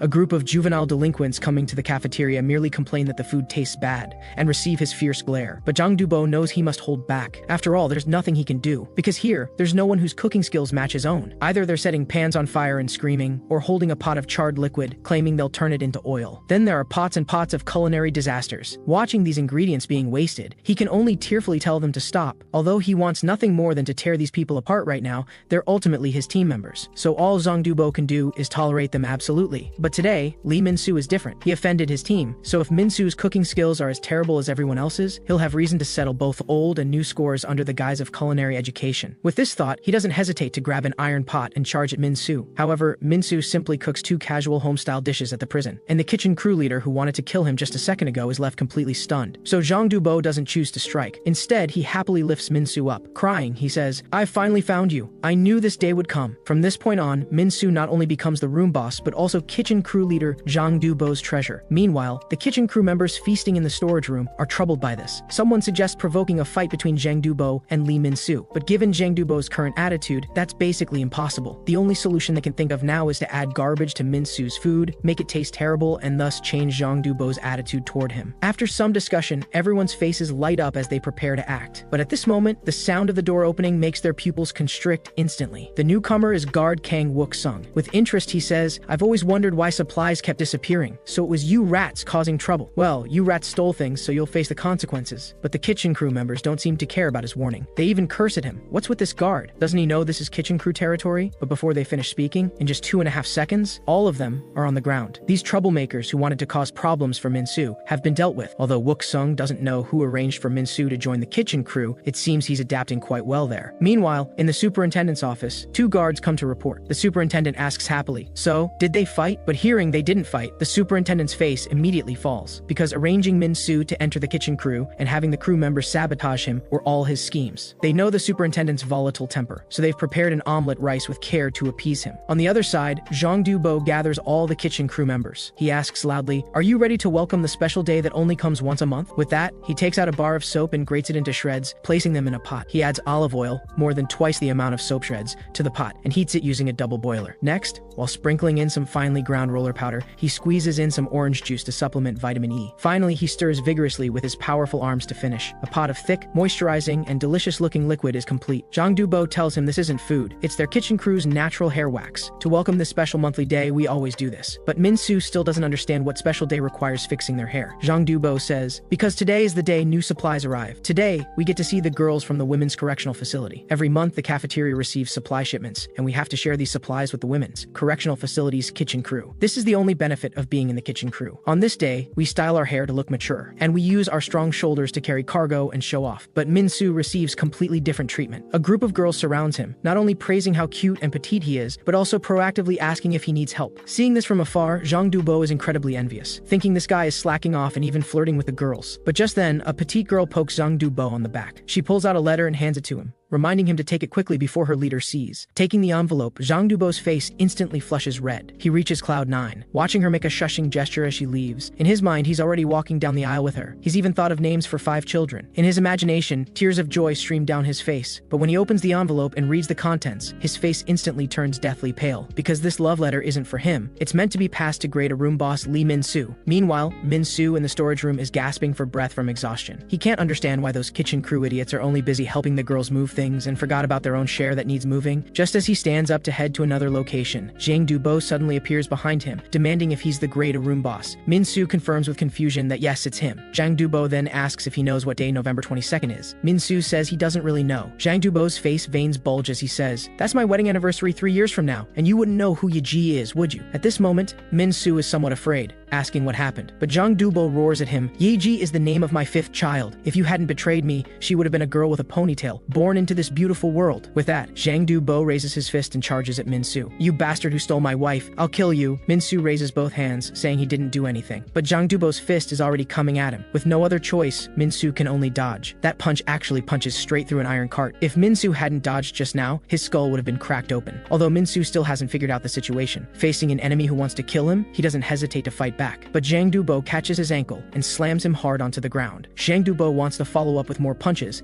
but the iron cart obstructs his movements. Min-soo seizes this opportunity and charges again with his fists, but before he can get close, he takes a punch. The gap in their strength is too great. Not only are his arms long, but his power is on a completely different level. Min-soo simply can't get close to him, and taking one of his punches feels like being hit by a rock. At this moment, Jang Do-bo breaks free from the cart's restraints. He continuously hammers punches at Min-soo. "I'm going to take So Young on a date. Go hiking on Bukhan Mountain." Soon Min-soo is backed into a corner, but at the same time, he thinks of a way to deal with him. When Jang Do-bo's next punch comes crashing down, he picks up an iron pot from the ground and blocks it. "I have no idea who So Young is, but your date plan is terrible." With that, he wraps both arms around Jang Do-bo's waist. Using all his strength, he tries to flip him over and force him into the corner. Then, use the same method that defeated Gu Se-hyun to turn the situation around. Good idea, but he can't budge him an inch. Instead, Jang Do-bo grabs his head with one hand and lifts him into the air. "Lee Min-soo, you stole my pure love and my children's future, so accept the punishment of death." At this critical moment, Min-soo grabs a bag of flour. Without hesitation, he smashes it at Jang Do-bo. Meanwhile, the girls' kitchen crew are complaining that this work is too exhausting. They've never even washed dishes at home, and now they have to play the role of cooks here. A girl sorting supplies nearby notices an extra box in their inventory. This must be from the boys' correctional facility. She asks the girls if they should deliver this box over there. Before she finishes speaking, someone among the girls says, if they need it, they'll come get it themselves. Jang Do-bo looks so scary. There's no way she'd dare go. Another chimes in, "That's right. I heard he once beat up someone named Chang Soo and got him sent out of the facility. Just when no one wants to deliver it, a black-haired girl voluntarily picks up the box, saying she's willing to go. She even thinks Jang Do-bo is actually kind of cute." Meanwhile, on the other side, a deadly chase scene is unfolding in the storage room. Min-soo uses the terrain and his smaller size to his advantage, constantly running circles around Jang Do-bo. Soon Jang Do-bo's stamina is exhausted. Gasping for breath, he calls for Min-soo to come and accept his death. He'll make it gentle. But before he finishes speaking, an egg smashes into his face. Min-soo scoops up a tray of eggs and keeps throwing them at him. Covered in a complete mess, Jang Do-bo is furious vicious beyond measure. With just a tight squeeze, he crushes an intact iron kettle into a deformed shape. He also starts using other things around him to fight back. Min-soo dodges while shouting that throwing things like this will kill someone, but Jang Du-bo, who's lost all reason, doesn't care anymore. He directly grabs a pot of hot oil and throws it at him. At this moment, the black-haired delivery girl happily opens the door, only to find a pot of hot oil splashing toward her. Seeing this, Jang Du-bo freezes instantly, but at this moment, Min-soo suddenly rushes forward and embraces her, using his own body to shield the black-haired girl from everything. After this, Kang Wook-sung, having received the news, rushes to the infirmary without delay. After confirming Min-soo's bed with the medical staff, he yanks open the curtain at the head of the bed, but the scene before him shocks him to his core, because Min-soo lying on the bed has become a skeleton. Of course, this is just a prank Min-soo is playing on him. At this moment, Wook-sung's face is dark, appearing angry to the extreme. Seeing Wook-sung like this, Min-soo quickly plays the victim, saying fortunately it wasn't hot oil or he might have really become a skeleton. But Wook-sung pulls him into an embrace. Stroking his head, he says, "As long as you're okay." After some chatting, Min-soo's idea of returning to the kitchen crew is rejected. Wook-sung scolds him. "After all this happened, you still want to go back to kitchen duty?" Min-soo says, "Isn't this the fastest way to earn points that you mentioned? And I believe you'll teach me how to defeat Jang Du-bo. Once I defeat him, everything will be solved." Wook-sung helplessly scratches his hair and can only agree. After this, Wook-sung uses his guard status to apply to the superintendent for a unique punishment method for juvenile delinquents, thereby achieving the purpose of training Min-soo. Because Jang Du-bo is in a completely different weight class, to defeat him, he must start with strength training, starting with pushing stones with both feet while bent over, then pushing triangular iron cones, and finally, if he can move this massive square stone block even slightly, only then will he have hope of defeating Jang Du-bo. At this time, Gu Se-hyun, who's been locked in the solitary confinement room for a week, still can't figure out why he lost to Lee Min-soo. That guy couldn't even land a single punch on him. In the end, he attributes it to his own carelessness. If they fought again, he definitely wouldn't lose. Right now, the more important issue is how to solve the toilet paper problem. The toilet paper is used up, the water's been cut off, and he's already used half of his shirt sleeves. But with no other option, he can only tear off another sleeve to use as toilet paper. He looks at the fabric strip in his hand, thinking if he uses this now, what will he use next time? Just then, a roll of toilet paper is tossed in. Don't just use random things to wipe. Use toilet paper to clean up properly. Wook-sung tells him to hurry up because he's coming in, but when he opens the door, he finds no one inside. At this moment, Se-hyun suddenly appears behind him, asking how he knows his sister. With that, he throws a punch at Wook-sung. Unfortunately, Wook-sung catches it in one motion. Using professional restraint techniques, he instantly subdues him on the ground. Se-hyun knows he's strong, but didn't expect him to be this ridiculously strong. While he's thinking, Wook-sung has already raised his fist. Se-hyun closes his eyes, preparing to take a beating, but to his surprise, Wook-sung doesn't hit him. Instead, with a smile on his face, he pulls out his phone and dials Gu Se-min's number. "Since you're so curious, why don't you just ask your sister?" Having his sister's call connected, Se-hyun still can't believe it. He cautiously asks who this is, how they have Se-min's phone, or if Se-min got out of the correctional facility. Se-min doesn't answer directly. Instead, she tells Wook-sung to cover his ears first. She has some things to say to her brother. After Wook-sung covers his ears, Se-min on the other end instantly goes into God mode. She unleashes a torrent of furious scolding at Se-hyun. Although she's already torn Se-hyun's heart to shreds with her words, the voice on the other end keeps coming. Finally unable to take it anymore, Se-hyun tremblingly hangs up the phone. Hearing no sound for a while, Wook-sung lowers his hands and asks Se-hyun how he ended up in such a terrible state. Se-hyun looks utterly defeated. "Nothing. I'm just tired." Then he asks, "You must be working with Se-min, right? You're Min-soo's brother. You're the one who taught Min-soo to fight, aren't you?" Wook-sung confirms, "That's right. Is there a problem?" Hearing the affirmative answer, Se-hyun's face fills with expectation. He says he'll listen to him and asks Wook-sung to teach him how to fight too. A month later, the kitchen crew members are frustrated in the storage room. Ever since Jang Du-bo fought with Lee Min-soo, he's been like a zombie. This has led to the kitchen crew constantly being punished for burnt food. If this continues, they'll be kicked out of the kitchen crew before long. But just then, Lee Min-soo suddenly kicks the door open and walks in. Seeing him, the veins on Jang Du-bo's forehead instantly bulge. In just that moment, he snaps out of his depressed state. "Lee Min-soo, it's all your fault. I'm going to kill you." But as he approaches, his steps stop, because Min-soo asks if he wants to know why girls don't like him. Jang Du-bo, wanting to understand, asks why. But Min-soo says provocatively, "It's because you're ugly as hell." The moment these words fall, Jang Du-bo, who had just calmed down, is instantly ignited. The kitchen crew members watching this terrifying scene are stunned. They all question if Min-soo has gone crazy, daring to provoke Jang Du-bo like this. We're really going to see a corpse today. Facing the enraged Jang Du-bo, Min-soo continues verbally provoking him. Like last time, he runs circles around him, depleting his stamina. Soon, the brainless Jang Du-bo has most of his strength depleted. Knowing this won't work, he directly steps onto the table. He leaps and swings his fist at Min-soo, but once again, Min-soo nimbly dodges and lets his fist punch through an iron post again, thus trapping Jang Du-bo's explosive right fist in the iron post. At the same time, he deliberately lets himself take a punch from his left hand. The purpose is to make Jang Du-bo lower his guard, thinking he's still that pushover he can bully. Then Min-soo seizes the opportunity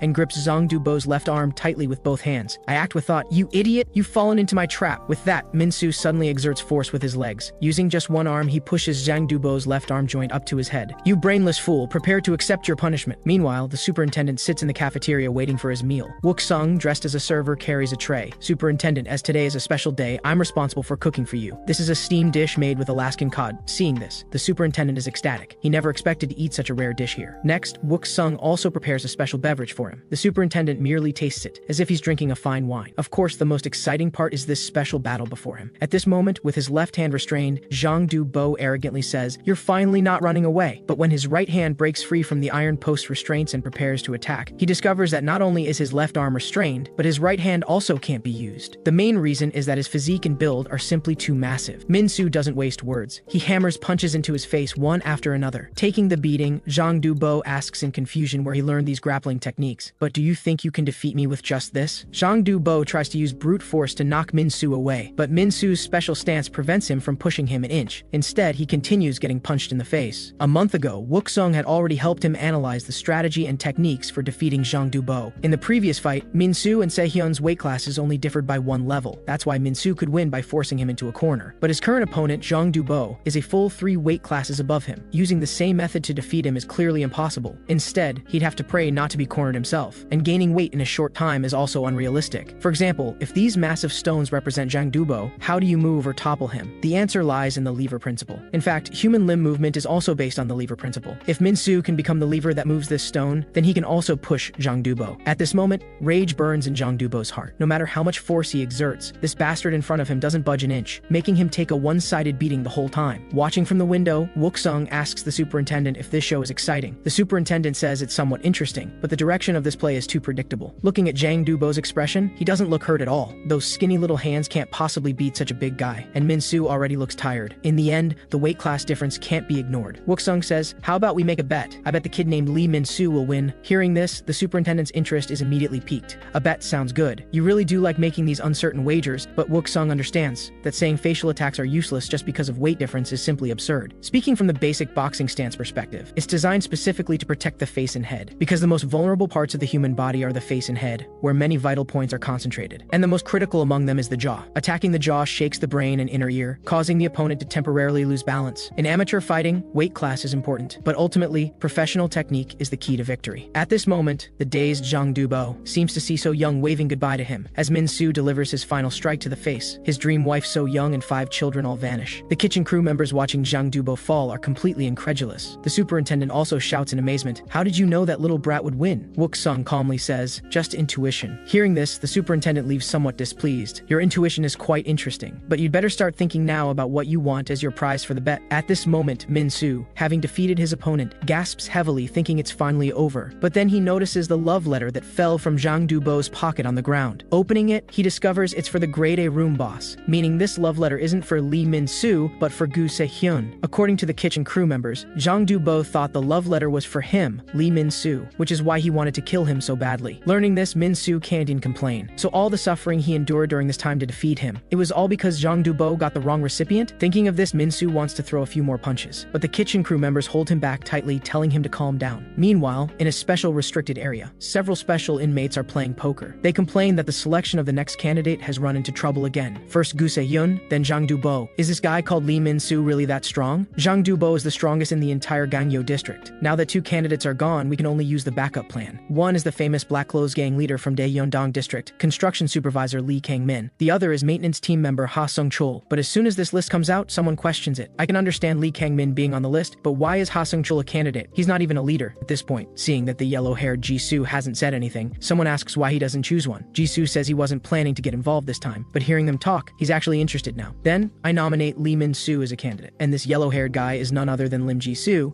currently the #1 person at Gangyo Reformation Center. After defeating Zhang Du-bo, Min-soo temporarily becomes the acting kitchen crew leader. During this process, he finally understands Zhang Du-bo's suffering. These guys are basically kitchen destroyers. Either they make the rice explode, create absurd food combinations, or worse, put an electric kettle on the stove and blast it with high heat. All Min-soo can do is desperately shout at them to stop. Soon it's supply delivery day at the prison again. The black-haired girl Se-ra, whom Min-soo saved before, approaches him. She says shyly, "Thank you for saving me last time." Min-soo scratches his head embarrassedly, saying that oil wasn't even hot. It's no big deal. But at this moment, Se-ra, her face flushed red, hands him a love letter. Having been burned before, Min-soo asks if this might be for Gu Se-hyun. Hearing this, Se-ra runs away embarrassed but turns back to scold him. him. "It's for you, idiot." After Min-soo checks and confirms the recipient is indeed him, having never had a girlfriend in his life, his face instantly flushes red. In his mind, he seems to already see images of a happy family of 4. At this moment, Min-soo's face is as red as a ripe apple. Actually, this black-haired girl didn't become interested in Min-soo just because he shielded her from the oil. She'd noticed Min-soo much earlier. That day, she was taking a walk after eating. It was the day Min-soo fought Gu Se-hyun. Min-soo's courage and sense of responsibility in standing up for the weak, and his crazy eyes like a honey badger, deeply attracted her. From that day on, she'd been worried about Min-soo's situation, and today, with her friend's help getting dressed up and their encouragement, she finally mustered the courage to confess to him. So she hopes that the next time they meet, Min-soo will give her an answer. After returning to his room, Min-soo stares at the love letter with a silly grin for quite a while. Learning the news, the senior inmates are indignant, cursing him as a traitor. "We've been here longer than you and still don't have girlfriends. Are you this happy just because you got a letter?" Min-soo says receiving a love letter does make him happy. Before this, he'd only received letters from his mom, or that love letter meant for Se-hyun. He even invites the senior inmates to look at it together. Meanwhile, on the other side, Kang Wook-sung arrives at the warden's office. Sergeant Kang reporting, "I heard you were looking for me, warden." The warden says he's been transferred here for about 3 months. "I heard you passed the early admission to Country H Army Officer Academy at an extremely fast pace, and you passed the sergeant exam with top scores in your class. For someone as talented as you to come to our correctional facility, I admire my own luck." Wook-sung shows his loyalty, saying he will work even harder for the warden and the country. He understands that only by gaining the warden's trust can he find a way to increase Min-soo's points. But at this moment, the warden asks, "Do you know I've seen some interesting things in the surveillance footage recently? You and Lee Min-soo seem to be getting a bit too close. What exactly is your relationship?" If Wook-sung wants to get Min-soo out of the correctional facility, he must hide the fact that they're brothers. Moreover, he was adopted. No one knows they're brothers. Hearing the warden's questioning, he can't help but suspect if he's noticed something. But no matter what, he can't let him find out. He must come up with an excuse. But at this moment, the warden says, "You two have a student-teacher relationship, don't you? I saw you teaching Lee Min-soo how to fight. No wonder you made that bet with me. You knew your student would win. Seems like you're not just academically gifted, but also skilled at fighting." Hearing this, Wook-sung breathes a sigh of relief and explains that Min-soo wanted to get stronger and begged him repeatedly, so he agreed to teach him. The warden warns him not to get too close to the trash. Wook-sung says he understands, then leaves under the pretext of preparing for outdoor activities. After he leaves, the warden makes a phone call. He feels things aren't that simple, so he plans to investigate Wook-sung's background. In the solitary confinement room, Se-hyun finally breathes a sigh of relief. From the angry shouting on the phone that day, he figures his sister must have gotten out of the correctional facility. Meanwhile, Do-bo, also in solitary confinement, curls up his body, trembling and crying. He's still bitter about the love letter incident, thinking it's all so unfair and blaming Min-soo for everything. At this moment, Wook-sung opens his cell door and explains that what happened to him wasn't Min-soo's fault. Do-bo cries, saying, "What do you know? Min-soo stole my wife and kids. My life is completely ruined." But the greater room leader mentioned in that letter wasn't Min-soo, it was Se-hyun.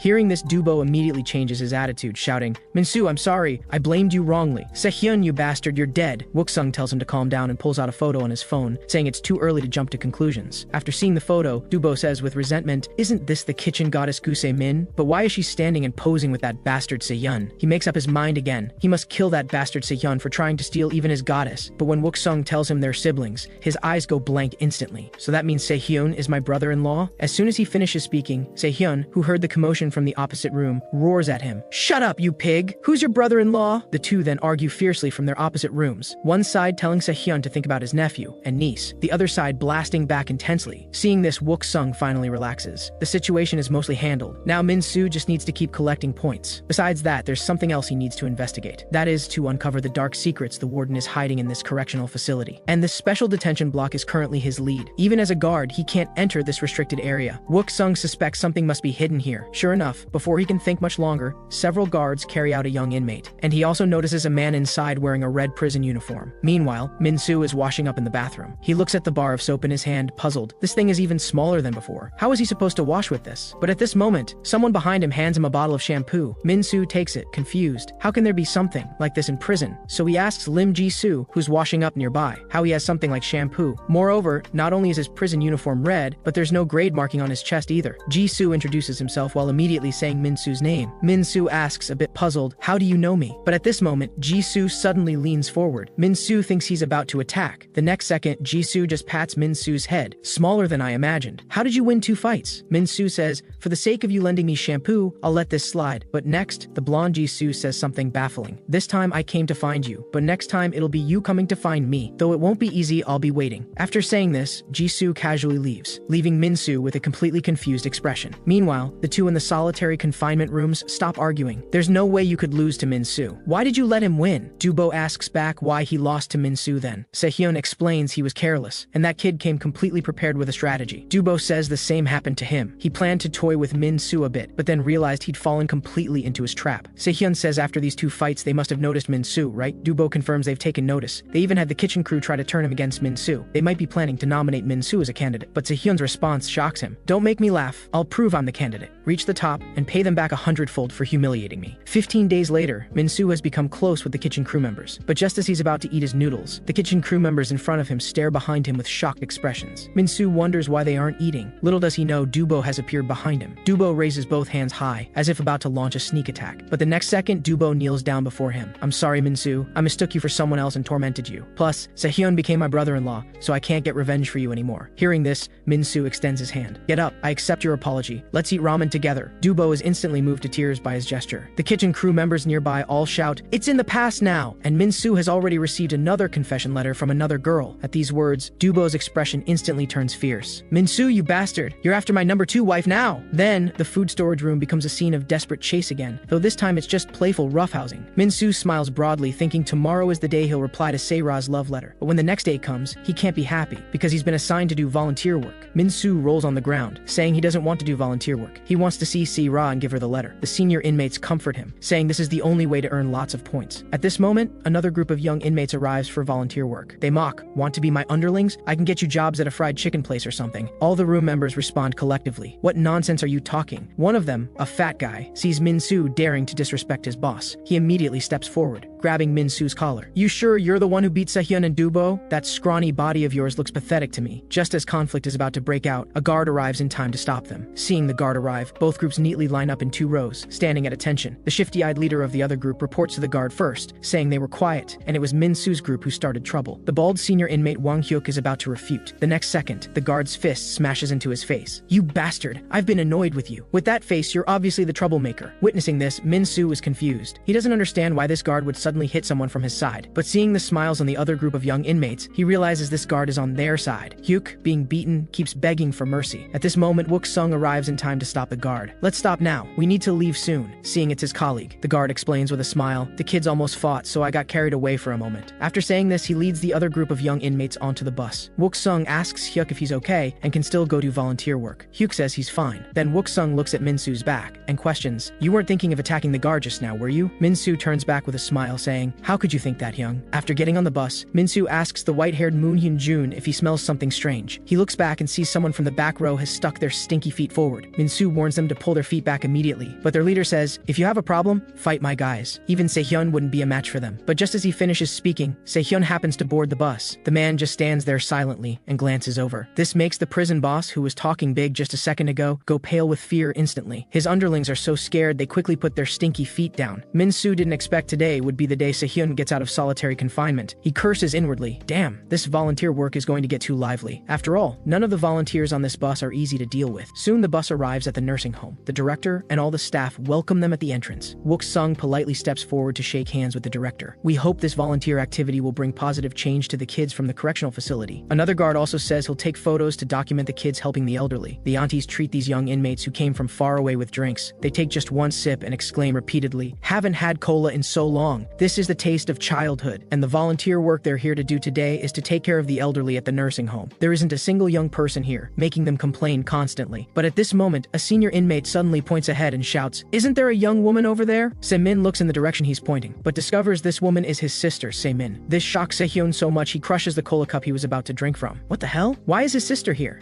The first task these teenagers are assigned is to wash the elderly's feet. A guard nearby uses a camera to specifically record this moment. Min-soo, having just finished washing an elderly person's feet, holds his forehead and breathes a sigh of relief. But immediately, he hears the next person calling for him to help wash their feet. Thinking it's an old man, Min-soo naturally doesn't refuse, even saying this grandpa must have suffered a lot. His feet have many blistered areas. Just as Min-soo looks up to ask if he feels more refreshed, he discovers the person before him isn't some old man, but Lee Cho, the boss of Grade B room. He presses his wet foot against Min-soo's face, telling him to wipe it clean. He even mocks Min-soo, asking if he wants to be a foot wiper under him. Facing this humiliation, Min-soo instantly flies into rage, but is held tightly by the white-haired Hyun-jun. He reminds him to calm down. The guard over there is taking photos. Cho continues continues mocking with his underlings. That idiot is definitely a hothead. Looks like Sehyeon and Dubo aren't that impressive after all. Min-soo grits his teeth and can only endure this humiliation, because he knows the guard is on Cho's side. Acting now would only get him mocked worse. At this time, Semin is pushing an elderly woman outside for a walk. "Grandma, the flowers over there are beautiful. Let's rest here for a bit." And the reason for stopping here is probably that Sehyeon has also come looking for her, pushing an elderly person. He asks Sehyeon, "Everyone else is busy volunteering. Are you slacking off?" But Sehyeon says he really does want to deal with these elderly people. After all, she was sent to the correctional facility for beating up that perverted old man. Semin says somewhat calmly, "Yeah, I think we both made mistakes. We should have directly reported him for sexual harassment. Instead, we ended up in a correctional facility for getting involved, and it's that old man who had the problem. Not all elderly people are like that." After saying this, she leans back on the bench. "One day we'll all grow old. What do you think we'll become?" Sehyeon asks what she's trying to say. At this moment, Semin pushes the elderly woman away. "If you grow old, what kind of person will you become? Think about that question carefully." Soon, it's lunchtime. Each young inmate receives a meal to help the elderly eat. Min-soo is feeding an elderly woman, but he hears crying sounds nearby. Looking over, he sees Cho not only eating greedily himself, but also using food to tease the elderly woman. Min-soo angrily shouts, asking what he's doing. But just as he finishes speaking, a bowl of soup pours onto his head. Several of Cho's underlings say arrogantly, "Sorry, we didn't spill it on purpose." Though Min-soo wants to step forward and beat them up, he's held back tightly by Hyunjun and Hyuk. Seeing the situation going wrong, the guard immediately says, "Min-soo, you trying to cause trouble again?" Min-soo explains, "They dumped the tray on my head, but ultimately the guard is on Cho's side and naturally won't judge right from wrong." They all explained it was an accident. Hearing this, Min-soo can only bury his unwilling anger in his heart. Meanwhile, Cho's underlings are all smiling gleefully. "We were scared of the grade A people before, but it seems they're not as impressive as we imagined," Cho says with a smile. "I don't care what grade they're from. In my view, only money is the true way to power. In the correctional facility, grades aren't based on fighting ability but on crime severity. Though that said, the more serious the crime, usually the better they fight. We entered grade C room for fraud, so obviously we're not fighters. But we don't need to fight. Like the news is reporting right now, Yuheng Group Chairman Moon Ho-jik was granted bail due to deteriorating health. With money, bodyguards, police, even the law itself will protect you. If we don't have force, we'll buy it with money. What we fraud criminals have most is money, isn't it? In Cho's view, with money, even grade A people will bow to its power and ultimately be controlled by him." The underlings all cheer, everyone agreeing with his words. Perhaps it's this encouragement that makes them increasingly reckless. They were originally assigned to help the elderly wash up, but they're smoking in the bathroom instead, completely ignoring the elderly person being scalded by hot water. At this moment, Hyuk, having finished cleaning the toilet, is preparing to go clean the bathhouse. When he opens the door, he happens to see this scene. Hyuk's expression is full of shock. He immediately drops his mop and stands in front of the old man. Cho's underlings curse at him. "You scared us. Thought you were security." Hyuk says they've gone too far. What if Grandpa has a heart attack? But just as he finishes speaking, a fist smashes into his face. Hearing this, the fat guy strikes first. "Who do you think you are to tell me what to do?" The other two underlings laugh and cheer from the side. Getting beaten, Hyuk doesn't waste words and immediately fights back. "Come on, you bastards!" When Min-soo and Hyunjun find Hyuk, he's already lying on the ground, beaten unconscious. So Min-soo goes to find Wook-sung. He hopes Wook-sung can help him create an opportunity for revenge. But Wook-sung says, "We're already outside. Why still fight? If you cause trouble here, it'll be big problems." Seeing Wook-sung won't help, Min-soo turns to leave. But at this moment, a voice stops them both. Guard Jeonji suddenly appears saying, "If I heard correctly, Min-soo, did you just call Sergeant Kang Hyung?" Hearing this, both of their expressions freeze instantly. Just as they're about to explain, Ji continues, "I've found it strange for a while. The way Sergeant Kang treats Min-soo is like family. What's your relationship with Min-soo?" Just as Wook-sung can't explain and his identity is about to be exposed, Sehyeon suddenly appears, shouting at Wook-sung, "Hey, I've been looking everywhere for you. Those guys are causing trouble again." Ji doesn't understand how that guy dares speak to a guard so casually. Wook-sung explains, "Maybe I've been too lenient with these kids, so they keep calling me that." Ji warns him, "This place is turning into a gang academy. Guard Kang, I'll let it slide this time. But if I see you getting too close to this trash again, I'll report you to the superiors." After he leaves, Wook-sung's anxious heart finally settles. But at this rate, his exposure is only a matter of time. Min-soo bumps Sehyeon's chest with his fist, expressing thanks. But Sehyeon hits back, saying, "Don't misunderstand. I'm not helping you, mama's boy." Getting more heated, the two almost start fighting again. At this moment, Wook-sung grabs both of their necks like grabbing chickens. "Stop fooling around," Min-soo says pitifully, still questioning. "Hyung, are you really not going to help? Those bastards went too far." Hearing this, Wook-sung points at him and scolds, "You almost got caught just now, and you're still saying this? Do you really want to rot here for life?" Then he assigns Sehyeon to keep an eye on Min-soo from now on, though Sehyeon wants to refuse, hearing that refusing means double training afterwards. afterward, he can only agree. Afterward, under the staff's instruction, they're assigned to try changing diapers for paralyzed elderly people. After changing several elderly people, as Min-soo prepares for the next one, he discovers the bag that was just full of diapers is now empty. Looking back, he sees Cho and his underlings have used all the diapers to armor themselves. Time to deploy the diaper squad. Let's wage war on that loser from grade A. Seeing this, Min-soo is about to fight, but Se-hyun blocks him. Don't fight. Wook-sung told you to stay quiet. Min-soo sighs. I can't ignore this kind of provocation. At this moment, Cho is still shouting childishly,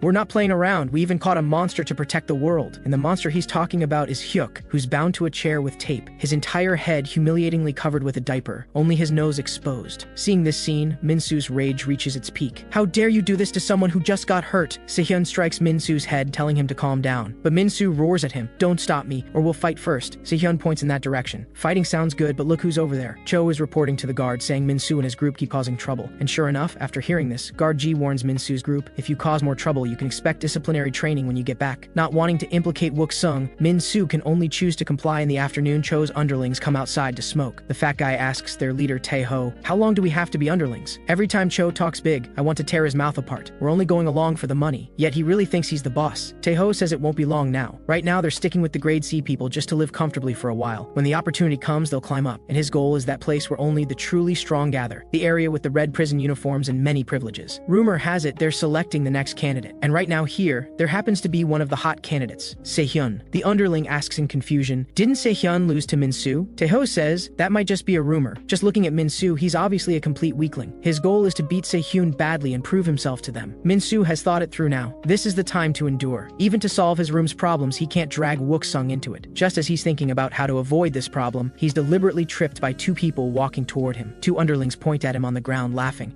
In that moment, Min-soo's anger breaks through his rational mind. You bastards, I'm going to kill you today. But every time at moments like this, something appears to stop him. Happening to be nearby, Semin hands him a handkerchief. Good thing you seem okay. You're as tough as Wook-sung. Not crying over something like this? Min-soo asks curiously. You know my young? Semin carefully wipes his face, saying, that's a secret. But Min-soo catches sight of her name tag, Gu Se-min. As she's leaving, Semin says to him, please take care of my brother for me. After she completely leaves, Min-soo ponders the names, Gu Se-hyun and Gu Se-min. Combining everything from before, this woman must be Se-hyun's sister. Thinking of this, an idea for dealing with the grade C group pops into his head. So he rushes to the classroom and gives Se-hyun a chop, and says this is payback for the earlier blow to his head. Want to settle this one-on-one? Se-hyun lowers his head, saying, don't even think about it. Though right now he really does want to beat up all those grade C troublemakers. Meanwhile, Se-min is waiting for Wook-sung on a rooftop somewhere. Suddenly a drink is placed on her head. Sorry for the wait. Wook-sung asks what she needs. Se-min says thanks to him she got to see Se-hyun, so as family she should thank him. Wook-sung says she's been helping him all this time too. I only did it because I could benefit from it. Hearing this, Se-min says he really has a talent for making people want to punch him. After some playful banter, they smile at each other. Then Wook-sung asks if she's heard of the red prison uniforms, but from Se-min's expression, she clearly doesn't know. The other guards either avoid it or refuse to talk about it. Is there no way to get some useful information? Speaking of which, Wook-sung says he needs to get back. Otherwise, who knows what trouble Min-soo will cause again. Se-min tells him not to worry. She specifically asked Se-hyun to watch Min-soo. Before, when others provoked him, Min-soo held back. Pretty impressive. Wook-sung says Min-soo takes after him, so he's definitely impressive. Even when he doesn't listen, he knows what to do and can do it well. Hearing this, Se-min also says she asked Se-hyun to watch Min-soo because Se-hyun is reliable. After all, my brother is both dependable and manly. But as they each boast about their brothers, little do they know Se-hyun and Min-soo are currently fighting intensely. Hearing the news, Cho's underlings all come to watch. Min-soo says in confusion, they bullied our room's people and played terrible pranks on the elderly here. Isn't Se-hyun angry about any of this? Se-hyun says what does that have to do with him? Stop talking and let's fight. But at this moment, Min-soo continues. Looks like their next target is probably the volunteer Se-min. Isn't she your sister? Just thinking about how terrible their pranks might be worries me. And this is the method Min-soo came up with after meeting Se-min. Seeing the two still not fighting, Cho's underlings egg them on from the side, asking if they can only talk. One underling even gets in his face to mock. You're not scared of Min-soo, are you? Just as he finishes speaking, his head receives a fierce blow. I think what he said isn't without reason, Cho's underlings angrily shout, asking why Se-hyun suddenly attacked their guy.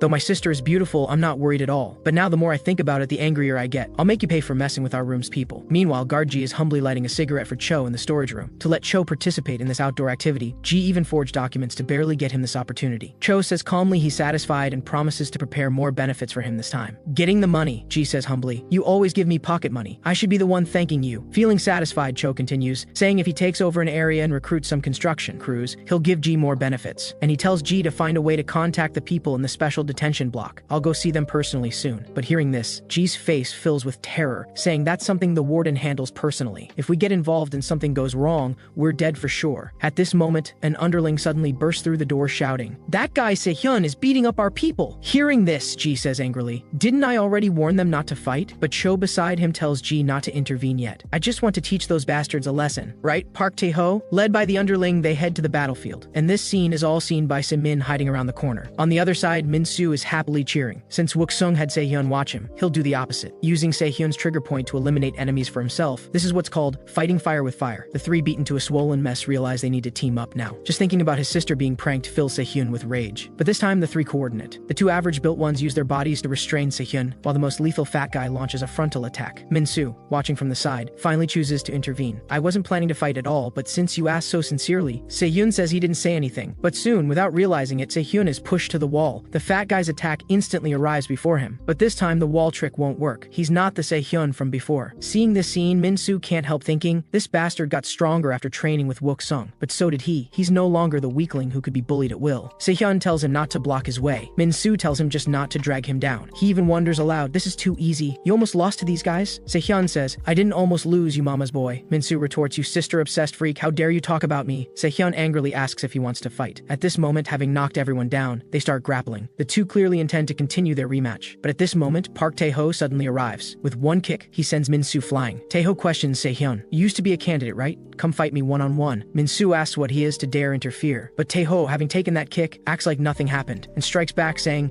"Let's see if you can take it too." Coming to his senses, Min-soo trembles as he's about to get up. Cho comes before him. "Great boss Min-soo, I'll give you a final offer. Let me control your entire area. Once I get the red prison uniform, I definitely won't mistreat you." Hearing this, Min-soo thinks the red prison uniform must be that guy who lent him shampoo. But what does that actually mean? Min-soo tells him to get lost. "Daring to bully the elderly here in our room's people? I won't let this slide." Just as he finishes speaking, a black bag covers his head. Caught off guard, Min-soo only feels darkness before his eyes. Then Cho kicks him in the head and says, "Listen while I'm still talking nicely. My purpose for wanting to control grade A is to find a strong subordinate, someone as strong as Sehyun." Of course, in my view, Tae-ho is way more impressive than Sehyun. Though Tae-ho's prison grade is only D, his pure strength is at grade A level. Fighting against him, Sehyun clearly feels this. Though his opponent's attack power is about the same as his endurance is far above his own. Tae-ho uses his endurance to deliberately take hits, then counterattacks. If this continues, Sehyun will definitely lose. He recalls Wook-sung telling him his fighting technique and reach were better than Min-soo's, so why did he lose? Because that was his only advantage. If reach is your strength, seal it away. If your opponent has reach, power, and endurance, how will you fight? So I'll teach you a fighting style that belongs to you alone, a path to getting stronger that will completely transform you. Seeing Sehyun stand up, Tae-ho mocks, "Just stay down. You and I aren't even on the same level." Sehyun says angrily, "I'll make you understand what a difference in levels really means." After saying this, he charges forward with a swift step. Tae-ho shouts, "That's right, show me your full power. Only then will defeating you have meaning. But is blocking all you're going to show me? That would be a bit too boring." Sehyun also understands he can't just keep blocking, because when Wook-sung trained him, he said, "Blocking constantly will only slow your movements. If your arms drop, your opponent will seize the chance to break through your defense. What you need to do is observe your opponent's movements while blocking. Don't just think about how to counterattack." At this moment, Sehyun can start catching his opponent's movements. Tae-ho's shoulders are raised high, which means there will be a powerful attack, and the longer he observes, the clearer everything becomes. Tae-ho's punching pattern and punching speed, as well as his timing for pulling back, he's grasped it all. The moment to counterattack has arrived. Taking a punch, Tae-ho mocks, "Is this all you've got?" Next, the situation completely changes. Each of his attacks is easily dodged by Sehyun, and each of Sehyun's counterattacks land solidly on him. Sehyun knows that if Tae-ho keeps swinging like this, he'll soon be exhausted, just like when he fought Min-soo before. How foolish. Now he finally understands why he lost to Min-soo, and realizes just how terrifying Wook-sung is. Just through observation, he made him this strong. Soon Sehyun finishes off Tae-ho, but there's no excitement on his face. Facing this level of opponent was already so difficult. To catch up to Lim Ji-soo, he still has a long way to go. Sehyun wonders where Min-soo went. He discovers Cho is continuously punching Min-soo with the black bag on his head. Cho questions Min-soo, "It's come to this and you still won't give up? It hurts, doesn't it, you bastard?" But in Min-soo's view, Cho is too weak. He doesn't understand how a person's punches can be so powerless. Min-soo has experienced this situation before, but suddenly, like being hit by an inflatable cheering stick, it clicked. He's not sure if it's because of the training or because of those two previous fights. Getting cocky, Cho continues mocking, "If it hurts, cry. Call for your mommy. Oh wait, you don't even have a mother." Just as he finishes, having hit Min-soo's sore spot, Min-soo decides to stop toying with him. "You crossed the line, you bastard." With a groin kick, Min-soo makes him experience what real pain is. But at this moment, a voice asks what he's doing. Ji points at Min-soo saying, "Didn't I warn you not to fight?" Min-soo explains it wasn't him who started it. Sehyun was being beaten, and he just helped him. But Wook-sung gives him a kick to the head saying, "That's still fighting." Then Wook-sung tells Sehyun to explain what trick Min-soo pulled this time. Sehyun says, "Seriously, we didn't start it." Those bastards wanted to mess with my sister and harass the grandpas and grandmas here. Hearing this, Wook Sung's expression changes instantly. Ji shouts, "Guard Kang, see that? I told you not to get close to these people. That's why they're so arrogant now. You just wait and prepare to write that disciplinary report." But at this moment, Semin suddenly arrives. "Guard Jion, I think what you should be preparing for is a trial, not a disciplinary report." Ji asks in confusion who she is. Hearing this, Semin smiles and takes out her phone with a video. The content shows his dealings with Cho in the storage room. Ji's face instantly breaks out in cold sweat. Semin says calmly, "You accepted bribes and forged official documents." Just as she finishes, Ji lunges at her trying to grab the phone. But Wook Sung won't give him that chance. With just one move, he completely subdues him. Wook Sung and Se-min share a knowing smile. Good thing she broke the deadlock in time. Then Wook Sung immediately dials the command phone to report. The moment the call connects, Ji immediately explains it's not just him doing this. The guards managing the red prison uniform inmates take even more bribes. Hearing red prison uniform, Wook Sung is instantly shocked. Facing the inquiry on the phone,